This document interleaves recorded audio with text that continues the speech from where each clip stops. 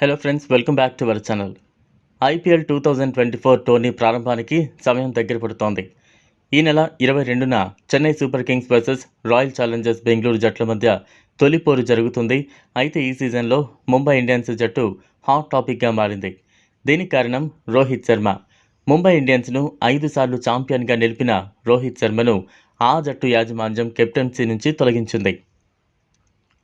రోహిత్ స్థానంలో హార్దిక్ పాండ్యాకు కెప్టెన్సీ బాధ్యతలు అప్పగించింది.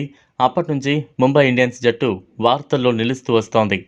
రోహిత్ శర్మనే కెప్టెన్గా కొనసాగించాలని అతని ఫ్యాన్స్ సోషల్ మీడియా వేదికగా డిమాండ్ చేస్తున్నారు.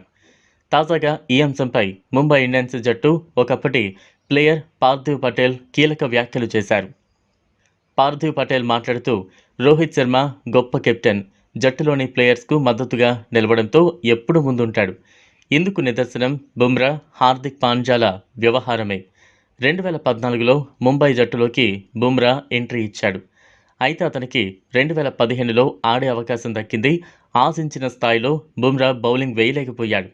దీంతో ముంబై జట్టు యాజమాన్యం అతన్ని పక్కన పెట్టాలని భావించింది. కానీ రోహిత్ శర్మ ఒప్పుకోలేదు. యాజమాన్యాన్ని ఒప్పించి మరీ 2016 ఐపీఎల్లో బుమ్రాను కొనసాగించాడు. ఆ సీజన్లో బుమ్రా చెలరేగిపోయి అత్యుత్తమ ప్రదర్శన ఇచ్చాడు. ఇదే తరహాలో హార్దిక్ పాండ్యా విషయంలో జరిగింది. అయితే ప్రాక్టీస్లో ఐపీఎల్ 2024లో ఢిల్లీ క్యాపిటల్ తరపున బరిలోకి దిగనున్న పంత్ ప్రాక్టీస్ సెషన్లో పాల్గొంటున్నాడు.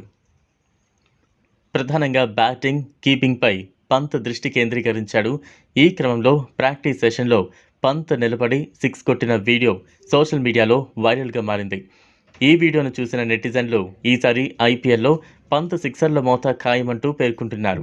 మరోవైపు సుమారు 14 నెలల తర్వాత పంత్ మైదానంలో అడుగెడుతున్న నేపథ్యంలో అందరి చూపు అతనిపైనే ఉంది. చూశారు కదా ఫ్రెండ్స్, ఇది వాళ్ళ వీడియో. ఈ వీడియో కనుక మీకు నచ్చినట్లయితే లైక్ చేయండి, షేర్ చేయండి, ఛానల్ను సబ్స్క్రైబ్ చేసుకోండి. థ్యాంక్స్.